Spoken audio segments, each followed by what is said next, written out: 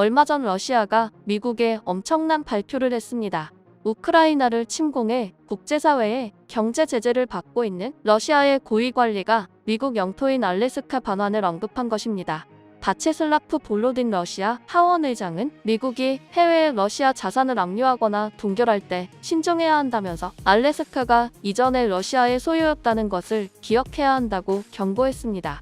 또한 퓨트르 톨스토이 러시아 하원 부의장도 알래스카에서 러시아 반환 문제를 두고 국민투표를 할 수도 있다고 말했습니다.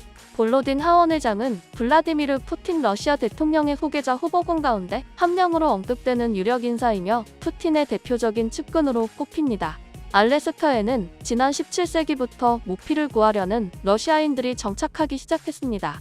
하지만 러시아는 지난 1867년 미국의 알래스카를 720만 달러에 매각했죠. 앞서 볼로딘 의장의 발언은 서방의 경제 제재에 대한 러시아의 강한 반발을 드러냅니다. 현재 서방 언론들은 지난달 29일 러시아 지도층과 중앙은행 등이 소유한 자산 약 3,300억 달러를 동결했다고 밝혔습니다. 또한 영국과 유럽연합, 캐나다 등은 제재 대상 러시아 자산을 몰수해 우크라이나를 돕는다는 제안을 지지하고 있습니다.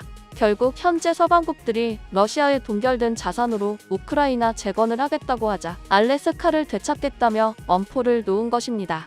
그런데 이 상황에는 놀라운 평행이론이 존재합니다. 러시아가 알래스카를 미국에 넘겨줄 당시에도 러시아는 크림반도를 놓고 싸우고 있었습니다. 놀랍게도 현재 러시아는 서방과 우크라이나에서 엄청난 사태를 맞고 있습니다. 그런데 러시아가 알래스카 이야기를 꺼내자 극동 지방에서 러시아가 상상도 못한 주장을 하기 시작했습니다. 다소 러시아에는 불리해 보이는 상황입니다. 이 반응을 살펴보기 위해서 러시아의 공화국들에 대해 알아보겠습니다. 러시아에는 크고 작은 공화국들이 있습니다. 그중 하나인 투바 공화국은 몽골인들이 거주하는 지역입니다.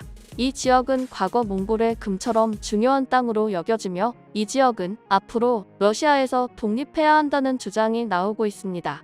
놀랍게도 세르게이 쇼이구 장관이 바로 이 공화국 출신입니다. 그런데 현재 또 하나의 공화국인 사하공화국이 알려지며 세계가 관심을 갖기 시작했습니다.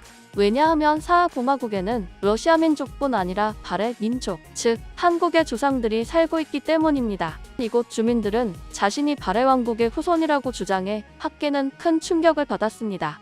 먼저 이 지역의 사람들이 한국인의 조상이라는 대표적인 근거를 살펴보겠습니다.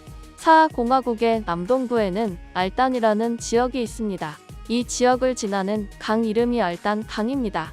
이 강에서는 금이 많이 채취됐던 것으로 알려졌는데요. 대한제국 시절 수많은 한국인 유민들이 해당 지역에서 금이 많이 난다는 소문을 듣고 알단 지역으로 이주했다는 사실이 있습니다. 특히 이곳 주민들의 언어는 에벤키어로 퉁고스어족에 속하는데요. 오래전부터 한국어도 퉁고스어족에 속한다고 전해져 왔습니다. 에벤키어로 여자를 아씨라고 하고 돌을 조리라고 합니다. 그 밖에도 물은 무, 옷은 오이, 한국에서 설날에 입는 옷을 떼떼옷이라고 부르는데 에베너로 이것을 떼띠라고 합니다. 정말 발해 유민이라고 보지 않는 것이 어색할 정도로 언어마저 상당히 유사한 모습을 보입니다. 하지만 이전까지 중국과 서방의 역사학자들은 발해를 중국의 역사로 보는 경우가 많았습니다. 그런데 최근 많은 사실들이 밝혀지며 그 추세가 바뀌고 있습니다. 서방국들을 시작으로 최근 역사학계에서는 발해를 한국의 역사로 보기 시작하고 있으며 그동안 침묵했던 중국을 비판하는 움직임을 보이고 있습니다. 실제로 현존하는 세계 역사 발표에서 가장 권위 있는 케임브리지 역사 발표에서도 한국의 손을 들어주고 있습니다. 케임브리지가 주장한 주요 내용을 살펴보면 서구 역사학계가 중국의 천하질서를 담고 있는 정치적 허구성을 지적하고 현재적 관점에서 정치적으로 역사를 해석한 점을 비판했습니다. 특히 한중 간 역사 해석에서 논쟁을 일으키고 있는 부분에 대해 한국 입장과 유사한 시각을 보였습니다. 고구려를 한국의 선행국가로 이식하며 발해는 고구려를 계승한 국가로 이해했고 또한 중국 중심적인 역사관을 배척하고 고구려와 신라, 발해를 당시 중국의 버금가는 발달 수준의 국가로 서술했습니다. 전체적으로 동북아시아 국제관계에서 한반도 세력의 중요성을 강조하고 있음이 밝혀진 것입니다. 그런데 만약 발해의 한국 역사가 더욱 힘을 받게 되면 과연 어떻게 될까요? 먼저 소련 시절 유럽 국가들은 위협에서 벗어나기 위해 소련을 동유럽으로 중앙아시아 여러 나라로 분리시켰습니다. 그런데 현재 우크라이나 사태로 민주주의 바람이 다시 한번 불면 러시아에 소속된 주요 공화국들이 독립할 수 있는 처지입니다. 이 시나리오에서도 사하공화국에 관심이 쏠립니다. 왜냐하면 러시아가 그렇게 고대하던 북극 항로를 이용한 북극 시대를 이루기 위해서는 사하공화국이 반드시 필요하기 때문입니다. 또한 사하공화국은 여타 다른 공화국들과 달리 국기도 존재하며 그 규모가 상당합니다. 심지어 러시아 국토의 약 5분의 1을 차지하는 자원 부국이기도 합니다. 석유와 천연가스 이외에도 다이아몬드, 석탄, 금 등이 풍부해 러시아 최대의 천연자원 매장지입니다. 그리고 가장 눈에 띄는 점은 사하공화국에 거주하는 야쿠트족은 한국을 사랑한다는 것입니다. 현재 야쿠트족은 술록을 유목하면서 살아가고 있습니다. 인구는 모두 50만 명쯤으로 추산되고 있으며 아시아 투르크계로 분류됩니다. 사하공화국의 면적은 308만 제곱킬로미터로 대한민국의 30배에 달할 만큼 거대합니다. 사하공화국 전체 인구의 절반이 야쿠트족이고 40%가 러시아인, 나머지는 다양한 종족으로 구성되어 있습니다. 사하공화국은 러시아인들이 오기 전에 야쿠트족의 나라였습니다. 야쿠트족은 넓은 지역에 띄엄띄엄 살기 때문에 좀처럼 사람을 구경하기 힘듭니다. 요즘에는 금과 다이아몬드가 채굴되는 광산 근처에 광산업자들이 나타나지만 이러한 야쿠트족을 찾는 외부인들은 거의 없습니다. 그래서인지 야쿠트인들은 세상에서 가장 착하고 순수하기로 유명합니다. 사하공화국의 수도는 야쿠츠크입니다. 인구는 30만 명이고 사하공화국 전체 인구의 30%가 이 도시에 거주합니다. 신기하게도 영하 60도까지 내려가는 야쿠츠크시에는 한국 학교가 존재합니다. 심지어 사하공화국의 한국 학교는 한국 정부의 주도로 세워진 것이 아니라 공화국 정부가 세웠고 운영하고 있는 학교입니다. 1994년 설립되어 초등학교와 중학교의 교육이 이루어지고 있습니다. 이후 한국외국어대학교 강덕수 교수가 개교 이래 학생들에게 한국 연수의 기회를 제공하고 한국어 교육을 담당할 교사를 파견했습니다. 한편 한국인들에게는 잘 알려지지 않았지만 한국과 야쿠츠크는 상호 경제 교류도 활발합니다.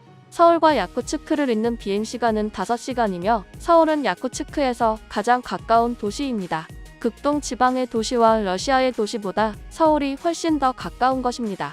코로나 사태 이전만 하더라도 야쿠츠크 중심가에 위치한 LG 사하센터에 가면 한국인이 상당수 있었고 이곳은 야쿠츠크 도시 내에서 가장 비싼 건물 중 하나였습니다. 또한 야쿠츠크에는 한국의 편의점을 모방한 다양한 자영업자들이 있는데요.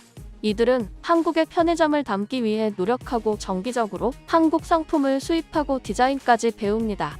이에 코로나 이전에 여러 상인들은 한국 상품을 직접 배우기 위해 한국을 자주 찾은 것으로 유명합니다. 한국을 좋아하는 것과 달리 현재 사하인들은 러시아 정부에 좋지 않은 감정을 가지고 있는데요. 이는 지난 크림반도 사태와 이번 우크라이나 사태로 극동 지역의 물가가 최고치를 기록했기 때문입니다. 실제 물가가 너무 많이 올라 극동 지역 주민들은 식품 섭취도 줄이고 있는 것으로 파악됐습니다. 한 시민은 식품 가격이 많이 오른 까닭에 평소 자주 먹던 닭고기, 소시지, 야채 등 구매를 줄였다고 말했습니다. 식품 이외에도 자동차와 같은 생활재들의 가격도 약 30% 이상의 가격 상승률을 보였습니다. 한편 사하공화국 주민들이 자신들은 발해 유민이라고 주장하며 한국을 사랑하는 모습이 알려지자 점점 더 많은 주목을 받고 있습니다. 따라서 만약 사하공화국이 독립을 원하게 된다면 알래스카와 극동 지역을 중국과 러시아의 영향권에서 제외하고 싶어하는 서방국들의 관심이 더욱 거세질 것입니다. 그리고 사하공화국은 한국을 우호적으로 여기고 있으며 러시아의 천연자원 대부분을 가지고 있기에 한국과 사하공화국은 전례 없는 강력한 동맹이 될 가능성이 높습니다.